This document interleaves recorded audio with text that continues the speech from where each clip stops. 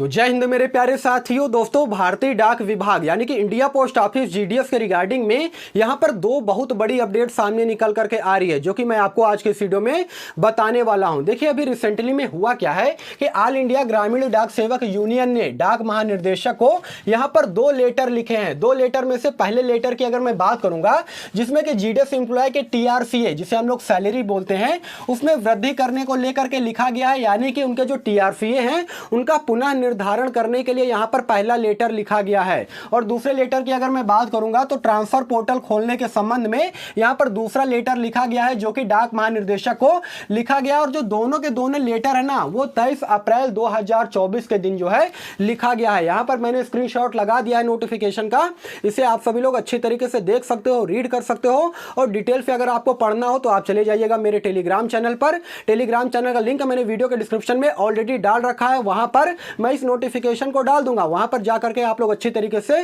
पढ़ लीजिएगा। देखिए, पुरानी जीडीएस एम्प्लॉय की अगर मैं बात करूंगा दोस्तों, तो यहां पर काफी सारे जीडीएस एम्प्लॉय ऐसे हैं ना, जो कि सेवानिवृत्त हो चुके हैं, रिटायरमेंट ले चुके हैं। उनमें से अगर मैं बात करूंगा, कुछ ऐसे जीडीएस एम्प्लॉय हैं जिनका की जो विभागीय एग्जाम होता है वो परीक्षा दे करके जीडीएस से एमटीएस, पोस्टमैन या फिर मेल गार्ड बन चुके हैं, जिससे कि उनका पोस्ट जो है वो बढ़ गया है, जिससे कि उनकी सैलरी में भी वृद्धि देखने को मिला है। लेकिन यहां पर जो नए जीडीएस एम्प्लॉय है ना, जिनका कि अभी ज्वाइनिंग लिए हुए 6 महीने, 1 साल, 2 साल हुआ है, उनके लिए भी क्या हुआ है कि उनका जो टीआरसी है उनको बहुत कम दिया जाता है। देखिए, काम की अगर मैं बात करूंगा तो 4 घंटे बोल करके 6 घंटे या फिर उससे ज्यादा का काम जो है उनसे करवाया जाता है। और पिछले 2 साल की अगर मैं बात करूंगा ना, तो जीडीएस एम्प्लॉय वो एबीपीएम, बीपीएम या फिर डाक सेवक के पद पे कार्यरत है, उनका काम का बोझ भी पिछले 2 सालों में काफी बढ़ा है। लेकिन उनके अगर मैं टीआरसीए की मैं बात करूंगा तो कोई खासा जो है इसमें वृद्धि देखने को नहीं मिला है। देखिए, यहां पर मैं आपको पहले बता देना चाहता हूं कि जो नए जीडीएस एम्प्लॉय है ना, उनको यहां पर टीआरसीए कितना दिया जाता है, वो बीपीएम, एबीपीएम या फिर डाक सेवक के पद पे कार्यरत हो। उसके अलावा जो पुराने जीडीएस कर्मचारी हैं, जिनको कि भारतीय डाक विभाग में काम करते हुए 10 साल से ज्यादा का समय हो चुका है ना, उनको यहां पर कितना टीआरसीए दिया जाता है। तो सबसे पहले मैं नए जीडीएस एम्प्लॉय की मैं बात करूंगा, जो कि बीपीएम यानी कि ब्रांच पोस्ट मास्टर की अगर मैं बात करूंगा, तो यहां पर उनका जो बेसिक पे दिया जाता है उनको 12,000 रुपए के आसपास मिलता है।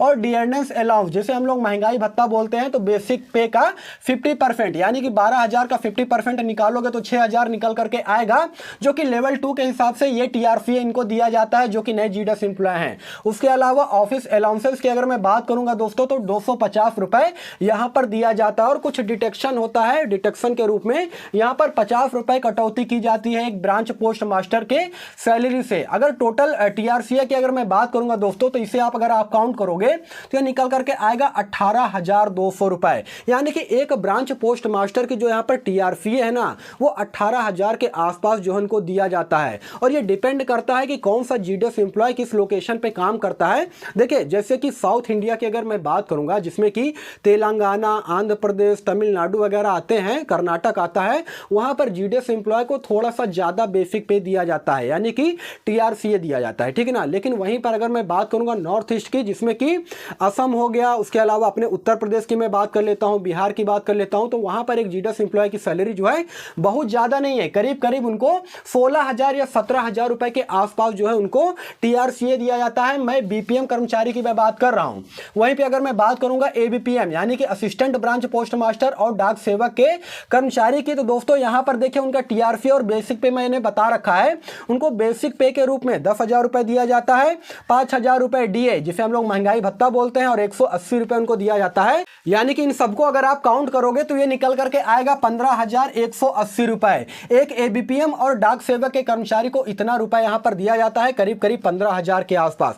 अब आप लोग यहां पर यह समझिए कि एक एबीपीएम, बीपीएम और डाक सेवक के जो कर्मचारी हैं, उनको 15,000 से लेकर के 18,000 के बीच में दिया जाता है। तो उनका जो है घर बार कैसे चलेगा, उनका पालन पोषण कैसे होगा, उनके परिवार का जो है खर्च कैसे चलेगा। क्योंकि आप सभी लोग को मालूम है कि आज के इन्फ्लेशन को देखते हुए यार इतना जो सैलरी है वो पर्याप्त नहीं है। करीब करीब अगर इनके सैलरी की मैं बात करूंगा तो करीब करीब 25,000 से प्लस होना चाहिए, तब जाकर के आज के इन्फ्लेशन के दौर में जो है ये अच्छी तरीके से काम कर सकते हैं। लेकिन देखिए, इसका मतलब ये भी नहीं है कि काफी सारे जीडीएस कर्मचारी ऐसे हैं ना, जो कि ये कहते हैं कि मैं जो है जॉब छोड़ दिया हूं क्योंकि यहां पे सैलरी कम मिलती है। दोस्तों, वो सबसे बड़ी गलती करते हैं। देखिए, अभी लेवल 1 की सैलरी अगर मैं बात करूंगा, जिसमें कि 10 वर्ष से जिनका कि ज्यादा समय हो गया है काम करते हुए भारतीय डाक विभाग में, उनको यहां पर कितनी सैलरी दी जाती है। तो बीपीएम की अगर मैं बात करूंगा, ब्रांच पोस्ट मास्टर की, तो उनको जो बेसिक पे दिया जाता है उनको 16,190 दिया जाता है। देखिए जो नए जीडीएस एम्प्लॉय है उनको बेसिक पे 12,000 दिया जाता है, लेकिन जो पुराने जीडीएस एम्प्लॉय हैं जिनको 10 साल से ज्यादा का समय हो गया है भारतीय डाक विभाग में कार्यरत काम करते हुए, उनको 16,190 रुपए जो है बेसिक पे दिया जाता है। डीए निकालोगे इसका 50% तो निकल करके आएगा 7,447 रुपए। उसके अलावा ऑफिस मेंटेनेंस के 500 रुपए दिए जाते हैं और कुछ कटौती भी किया जाता है। अगर टोटल में टीआरसीए की बात करूंगा बीपीएम का, तो उनको दिया जाता है 24,137 रुपए। अब इस सैलरी को लेकर के आप ये नहीं कर सकते हो कि ये सैलरी कम है, क्योंकि अगर 20,000 के ऊपर का सैलरी बन रहा है तो उसे ठीक ठाक सैलरी बोला जाता है। देखिए बाहर किसी दूसरे स्टेट में काम करे या फिर खुद के स्टेट में काम करे, यहां पर इनको फर्क नहीं पड़ेगा, क्योंकि इनकी सैलरी यहां पर ठीक ठाक दी जाती है। अगर आपका भी भारतीय डाक विभाग में 10 साल से ज्यादा का समय बीत जाएगा ना, तो दोस्तों आपको भी ये जो टीआरसीए है ये 24-25 हजार के आसपास दिया जाएगा। और देखिए इसमें होता क्या है कि प्रत्येक वर्ष सैलरी में 3% की जो है वृद्धि देखने को मिलता है। उसके अलावा डीए की अगर मैं बात करूंगा तो उसमें भी यहां पर वृद्धि देखने को मिलेगा। इंक्रीमेंट का नाम आप लोगों ने सुना होगा, हर एक साल में 3% का इंक्रीमेंट जो है जो डाक कर्मचारी हैं उनकी सैलरी में यहां पर देखने को मिलता है। तो यहां पर ये मैंने आपको बता दिया है कि जो नए जीडीएस एम्प्लॉय है उनको यहां पर सैलरी कितनी दी जाती है, और जो पुराने जीडीएस एम्प्लॉय हैं जिनके की 10 साल से ज्यादा का समय हो चुका है भारतीय डाक विभाग में कार्यरत काम करते हुए, उनको यहां पर कितनी सैलरी दी जाती है। अब मैं बात कर लेता हूं यहां पर जो दूसरा सर्कुलर जारी किया गया है विभाग की तरफ से, जो कि 23 अप्रैल 2024 को जारी किया गया था ट्रांसफर पोर्टल खोलने के संबंध में। देखिए दोस्तों ट्रांसफर पोर्टल की अगर मैं बात करूंगा ना, तो काफी सारे लोग ऐसे हैं, जीडीएस एम्प्लॉय ऐसे हैं जो कि ट्रांसफर पोर्टल ना खुलने से काफी ज्यादा परेशान है। देखिए मार्च में ये ट्रांसफर पोर्टल जो है ओपन होना था। आपको मालूम ही होगा कि एक साल में 4 बार ट्रांसफर पोर्टल ओपन होता है, जिससे होता है क्या कि कम वेतन भोगी जीडीएस एम्प्लॉय को आर्थिक और सामाजिक सहायता यहां पर मिलती है। देखिए जिनका टीआरसीए कम है, 15,000 18,000 रुपए है, वे अगर किसी दूसरे स्टेट में काम कर रहे हैं ना, तो उनके इतने खर्चे हैं कि उनकी सैलरी से ये जो खर्चा है वो पूरा नहीं हो पाता है। उनको काफी सारी दिक्कतों का सामना करना पड़ता है। तो वे ये सोचते हैं कि वे खुद के होम डिस्ट्रिक्ट में रह करके काम कर सके, जिससे कि उनके जो कम सैलरी उनको दी जाती है ना, उसमें उनका गुजारा चल सके। इसलिए वे ट्रांसफर पोर्टल खुलने का इंतजार करते हैं, और जब भी ट्रांसफर पोर्टल खुलता है वे अप्लाई करते हैं और अपने डिस्ट्रिक्ट में जा करके अपने पोस्ट ऑफिस में वहां पर काम करते हैं, जिससे कि अगर कम सैलरी भी उनको मिल रही है तो उससे उनका गुजारा हो जाए। देखिए एक साल में 4 बार ये ट्रांसफर पोर्टल ओपन होता था। मार्च में ये ट्रांसफर पोर्टल ओपन होना था, लेकिन किसी कारणवश ये ट्रांसफर पोर्टल ओपन नहीं हो सका। उसके बाद अप्रैल में भी ये ट्रांसफर पोर्टल ओपन नहीं हुआ। मई की अगर मैं बात करूंगा ना, तो दोस्तों यहां पर AIGDSU यानी कि ऑल इंडिया ग्रामीण डाक सेवक यूनियन ने डाक महानिर्देशक को लेटर लिखा और बोला गया है कि यहां पर जो ट्रांसफर पोर्टल है उसे ओपन किया जाए। देखिए ट्रांसफर पोर्टल क्यों नहीं ओपन हो रहा है इसके बारे में भी मैं आपको बता देना चाहता हूं, क्योंकि इस वक्त देखिए लोकसभा चुनाव चल रहा है, ठीक है ना। टोटल 7 चरणों में लोकसभा चुनाव होने हैं।